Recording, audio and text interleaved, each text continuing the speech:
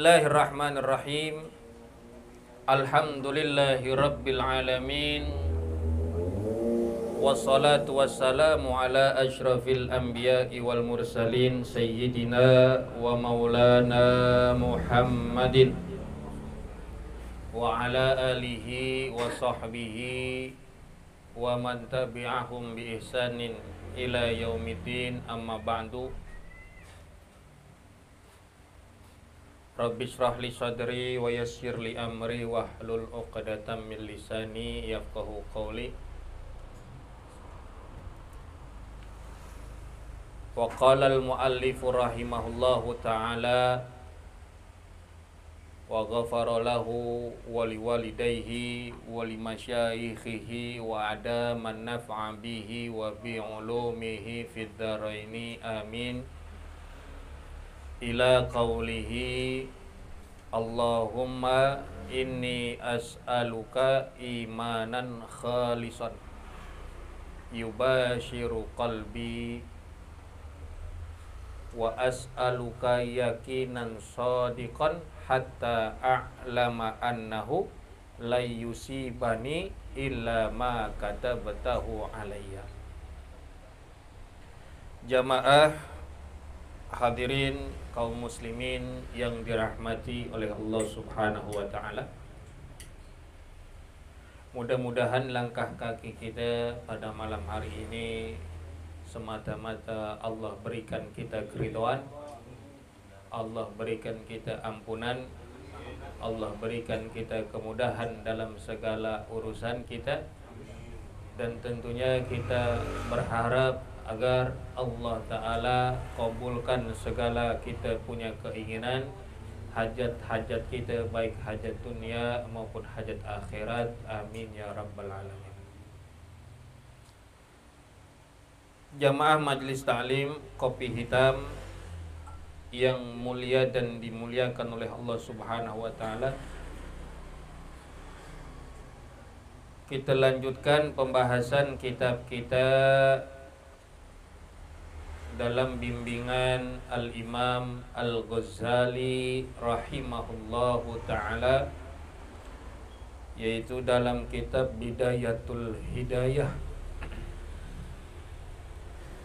Sudah sampai kepada adab dukhulil masjid, yaitu masih dalam adab-adab atau tata keramanya kita masuk ke dalam masjid. Minggu lalu telah sampai kepada pembahasan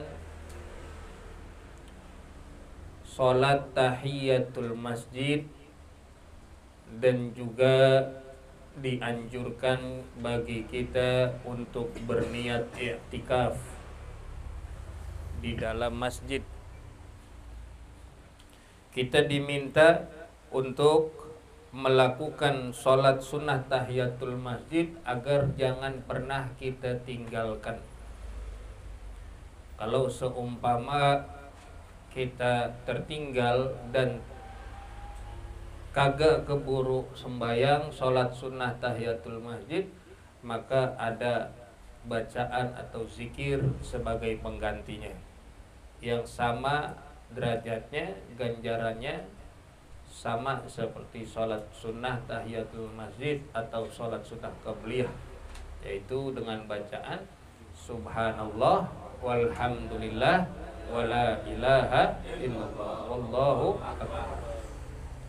Kemudian setelahnya dituliskan dalam kitab ini oleh Imam Ghazali ada doa-doa yang dianjurkan untuk dibaca setelah kita menunaikan sholat sunnah 2 rakaat, baik itu sholat sunnah tahiyatul masjid ataupun sholat sunnah qabliyah subuh,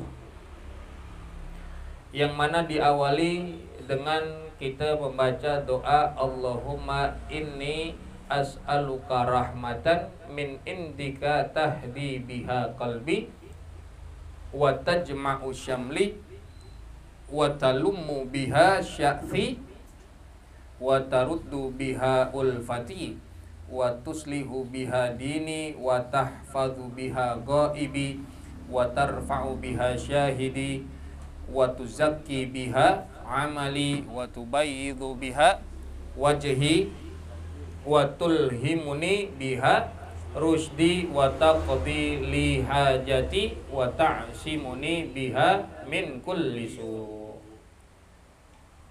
Panjang doanya nih, ada lagi sambungannya nanti ya. Tadi kita baru sedikit. Apalagi sambungan doanya atau lanjutan daripada doa yang mana doa ini pun tertulis di dalam kitab Nihayatuz Zain yang dikatakan bahwasanya Nabi SAW setelah melaksanakan atau menunaikan sholat sunnah qabliyah subuh, Nabi senantiasa membaca doa-doa yang dituliskan di dalam kitab ini juga, di dalam kitab Bidayatul Hidayah ini. Maka ulama juga ada yang menamakan ini doa, ini namanya doa fajar. Doa apa?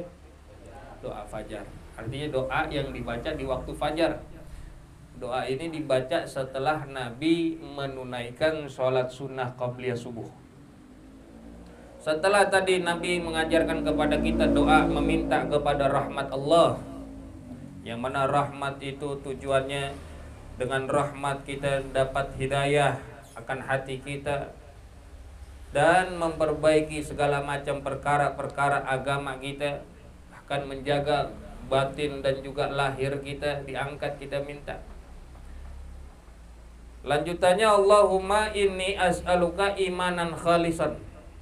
Allahumma ya Allah, inni as'aluka, aku memohon kepadamu imanan khalisan, keimanan yang murni. Dalam redaksi lain doanya imanan daiman. Allahumma inni as'aluka imanan daiman. Artinya keimanan yang terus menerus, keimanan yang langgeng, yaitu keimanan yubashiru yang meliputi qalbi akan hatiku. Wa as'aluka, dan aku memohon kepadamu yakinan shadiqan, akan keyakinan yang sungguh-sungguh, keyakinan yang jujur, yang mendalam. Selain kita minta keimanan yang murni, keimanan yang terus menerus, tidak pernah terputus, kita minta keimanan kita agar senantiasa dijaga oleh Allah Subhanahu wa taala. Karena yang namanya iman itu yazidu wa yankus. Keimanan itu kadang bertambah, kadang berkurang. Kalau keimanan lagi ningkat, keimanan lagi naik, ama ibadah kita rajin, ama orang kita selalu bersikap baik, ama sholat kita nggak pernah tinggal, ama puasa kita jalanin, itu keimanan lagi ningkat, keimanan lagi yazid, lagi bertambah. Tapi sewaktu-waktu bisa saja namanya keimanan itu yangkus, keimanan itu berkurang, menurun. Ama ibadah kita males-malesan, ama ngaji oga orang pernah datang, ya, itu keimanannya lagi yangkus namanya, lagi berkurang. Kadang bertambah, kadang berkurang. Maka kita minta keimanan yang terus menerus dan keyakinan yang sungguh-sungguh, keyakinan yang mendalam, yang jujur, yang murni, yang di dalamnya tidak ada keraguan. Hatta a'lama, sehingga aku mengetahui annahu, sesungguhnya lan yusibani, tidaklah akan pernah menimpaku illa ma katabtahu alayya, kecuali apa-apa yang telah Allah tuliskan, yang Allah telah tetapkan terhadapku.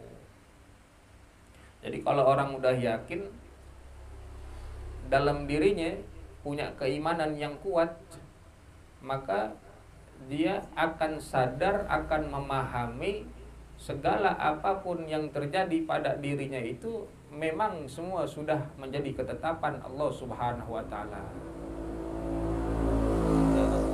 Jadi nggak pernah ada rasa kecewa, nggak pernah ada protes sama Allah, karena keimanannya kuat. lagi dapat rezeki sedikit, ya dia tetap bersyukur, dia bersabar, keimanannya kuat. Dia nggak pernah kecewa, karena segala apapun telah Allah tetapkan bagi dirinya. Waridha, dan keridhaan. Dalam redaksi lain atau dalam riwayat lain, waraddini, dan jadikanlah aku ridha. Apa itu ridha? Ridha itu adalah sikap kerelaan, menerima akan ketetapan maupun keputusan dari Allah. Itu ridha. Bima qasamtahu li, dengan apa-apa yang telah Allah bagikan atau berikan kepadaku. Jadi enggak cuma minta keimanan, enggak cuma mohon keyakinan sama Allah, tetapi juga mohon agar Allah jadikan dirinya ridha. Kita minta kepada Allah agar Allah jadikan diri kita ini ridha. Ridha terhadap apa? Rela menerima segala apapun yang telah Allah berikan kepada diri kita. Jadi lagi-lagi kagak pernah ngerasa diri kecewa. Allahumma inni as'aluka imanan shadiqan. Ya Allah, sesungguhnya aku memohon kepadamu akan keimanan yang sungguh-sungguh. Wa yakinan laisa ba'dahu kufrun, dan juga keyakinan yang tidak ada setelahnya itu kekufuran. Jadi imanan yang daiman, imanan yang terus-menerus, yang mana tidak ada setelahnya itu kekufuran. Minta kepada Allah Subhanahu wa taala agar Allah tetapkan keimanan kita, agar Allah kuatkan kita punya keimanan. Jangan kali-kali lagi susah atau apa keimanan kita goyang. Tetap manteng kita iman kepada Allah. Ya. Lagi susah, lagi sulit ekonomi kehidupan kita, tetap kita punya keimanan. Jangan lagi sulit, lagi susah, diajak kita sama teman bakal nyari duit yang instan, kita main judi, kita maksiat, kita lepas keimanan kita. Nauzubillah min zalik. Jangan begitu. Kita minta keimanan kita biar Allah kuatkan. Wa as'aluka rahmatan, dan aku memohon kepadamu rahmatan, akan rahmat, kasih sayang dari Allah Subhanahu wa taala. Analu biha, yang aku mendapatkan biha dengan itu rahmat, syarafa karomatika, akan kemuliaan kemurahanmu, fid dunya wal akhirati, di dunia dan juga akhirat. Kita minta kepada Allah, Allah limpahkan kepada kita rahmat, Allah limpahkan kepada kita kasih sayang. Yang dengan kasih sayang itu, yang dengan rahmat itu, kita semua memperoleh apa? Kemuliaan dari Allah. Kemuliaan akan karunia yang Allah berikan kepada kita, yaitu kemuliaan dunia dan juga kemuliaan akhirat yang kita minta. Karena banyak orang yang mulia mungkin di dunia, tetapi hina di akhirat nanti. Yang kita minta dengan rahmat itu Allah berikan kepada kita kemuliaan dunia, juga kemuliaan akhirat.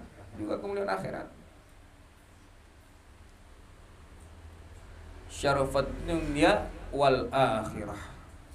Mulianya kita di dunia juga mulia di akhirat. Karena kalau bukan rahmat Allah, dengan apa kita dapat memperoleh kemuliaan? Semua kemuliaan yang kita rasakan pada hari ini maupun besok hari, itu semua kemuliaan lantaran Allah Ta'ala berikan rahmatnya kepada kita. Kalau bukan karena rahmat, kita nggak bisa apa-apa. Semua karena Allah Subhanahu wa Ta'ala. Allahumma inni as'aluka, ya Allah, sesungguhnya aku mohon kepadamu, as-sabra, akan kesabaran, indal qada'i, di saat ada ketentuan. Baik buruknya yang Allah tentuin buat kita, kita minta biar Allah tanemin di dalam diri kita ada kesabaran yang tinggi. Wal fauza indal liqa, dan keberuntungan indal liqa'i, di saat kita berjumpa kepada Allah. kita bertemu dengan Allah Subhanahu wa taala, yaitu bil maut, dengan kematian. Kita minta keberuntungan, kebahagiaan kepada Allah di saat kita berjumpa diri kita dengan Allah Subhanahu wa taala, yaitu yang namanya kematian. Kita minta biar mati kita beruntung. Kita minta biar mati kita bahagia. Karena banyak orang yang matinya kagak beruntung. Hidupnya bahagia tapi matinya nggak bahagia. Hidupnya senang tapi matinya nggak senang. Yang namanya kematian itu adalah suatu hal yang menggembirakan. Kematian itu adalah suatu hal yang menyenangkan, bukan menyeramkan. Maka kalau kita tanya begini, sering banget tuh saya kalau ceramah, saya tanya, pengen masuk surga? Pengen. Pengen mati? Kagak. Kenapa itu pertanyaannya? Pengen masuk surga tapi kagak pengen mati. Yang namanya masuk surga kudu mati. Karena mati itu adalah pintu. Kematian itu adalah pintu bagi kita.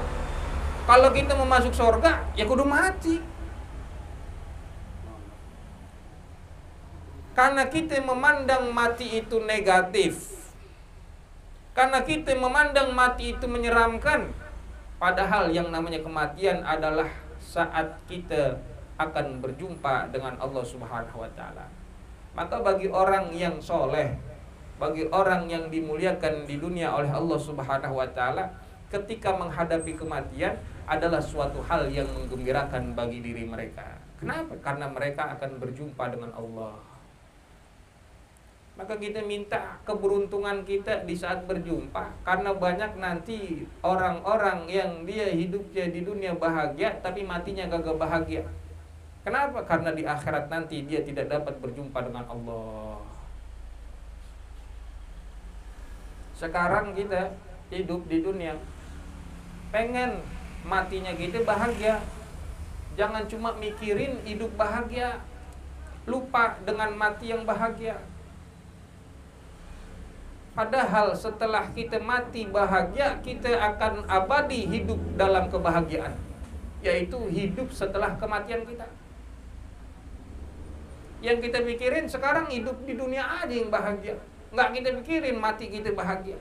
Nggak kita pikirin mati kita dalam keadaan yang beruntung. Kalau kita nggak dapat keberuntungan dalam kematian, bagaimana kita akan beruntung bertemu, berjumpa dengan Allah? Ya. Maka dalam diri kita sekarang ini, sebelum kita menghadapi kematian, tanemin dalam diri kita akan kerinduan jumpa dengan Allah. Dengan ada kerinduan itu, kita akan membenahi diri kita agar bisa nanti kelak berjumpa dengan Allah, kita memperoleh kebahagiaan akhirat, keberuntungan di akhirat. Ya, jangan lupa, jangan cuma minta beruntung di dunia, tapi kita minta beruntung di akhirat. Wa manazil syuhada, dan tempat orang-orang yang mati syahid. Yaitu apa yang dikatakan tempat? Derajat orang-orang syuhada. Kita minta kepada Allah, kita biar ditempatin, ya, diberikan derajat yang sama dengan derajatnya orang-orang yang mati syahid. Wa aisyah syuhada, dan kita minta kepada Allah, yaitu kehidupan orang-orang yang bahagia. Tadi yang namanya bahagia, jangan kita pikir bahagia di dunia doang, tapi kita minta bahagia di akhirat. Ini harus kita rubah pola pikir kita. Ketika kita rubah cara berpikir kita, maka akan berubah segalanya.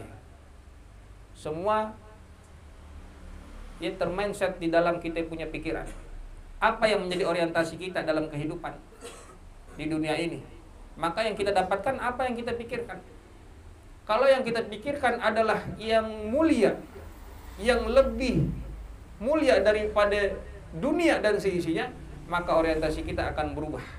Kita akan memikirkan kehidupan akhirat yang kekal, yang abadi. Kita akan memikirkan kebahagiaan kita di akhirat.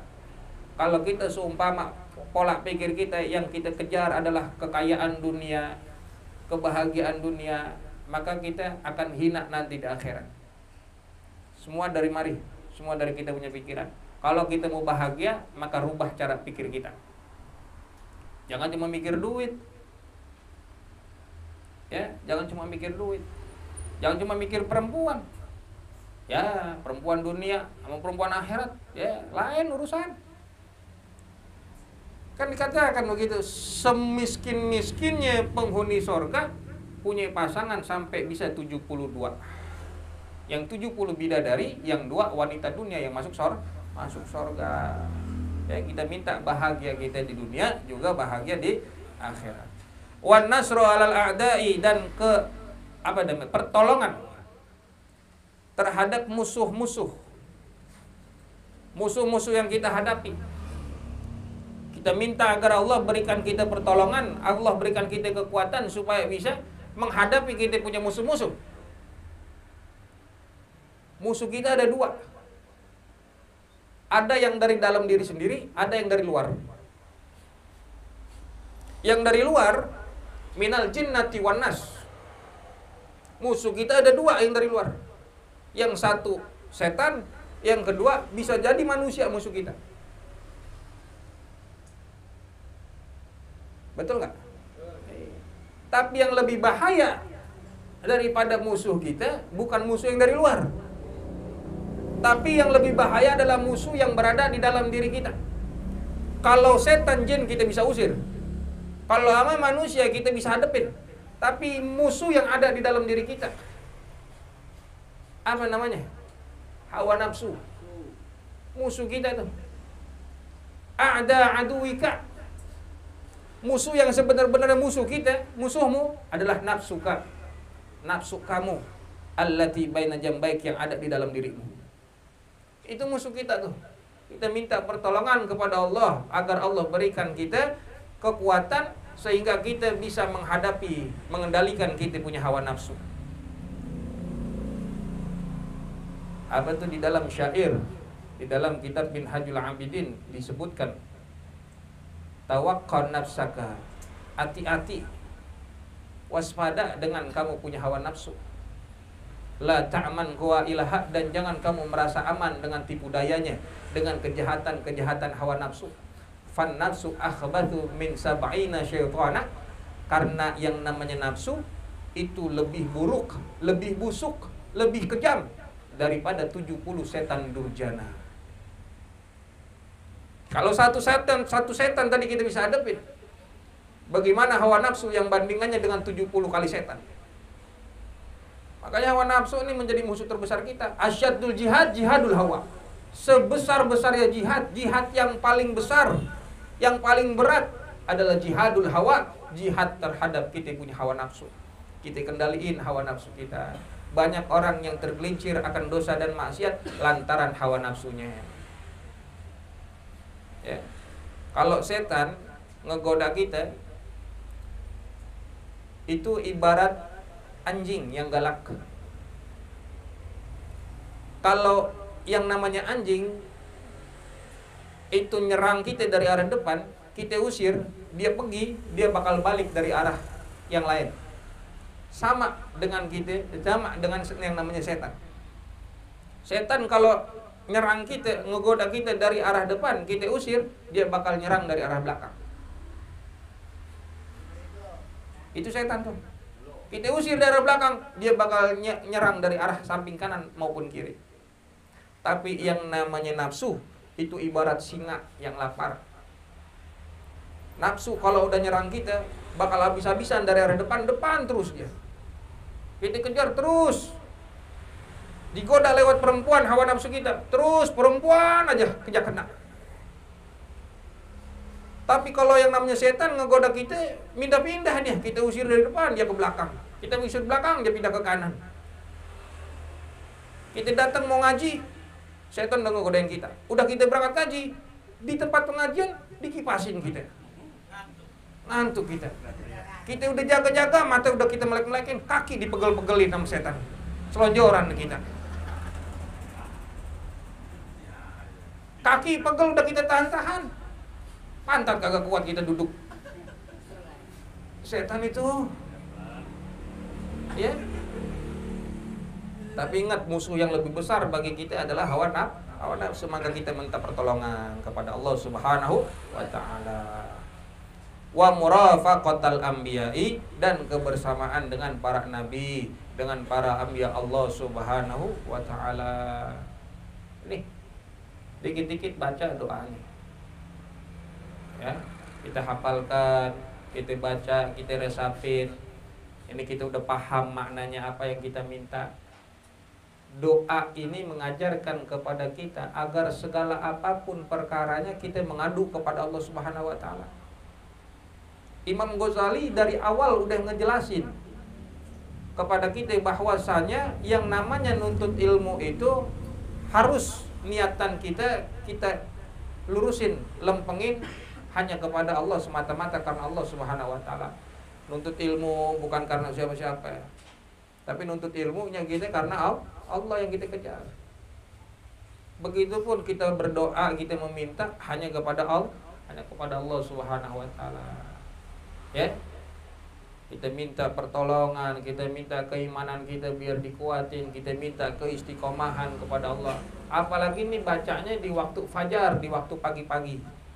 Setelah kita melakukan sholat sunnah qobliyah, sebelum kita melaksanakan sholat fardu subuh, kita baca ini. Ya, mau bacanya di masjid, mau bacanya di rumah, mau bacanya di musola, amalin dikit-dikit. Ya, kalau kagak hafal yang panjang-panjang, sedikit-sedikit dibaca. Insya Allah bisa lama-lama hafal kita semua ini doa. Ya. Kita minta biar Allah berikan kita kebahagiaan dunia wal akhirat. Dan juga kelak akan kita dikumpulkan bersama dengan para anbiya wal mursalin, nabi-nabi Allah dan juga Rasulullah. Amin ya rabbal alamin. Allahumma inni unzilu bika wallahu a'lam bisawab, bisiril Fatihah.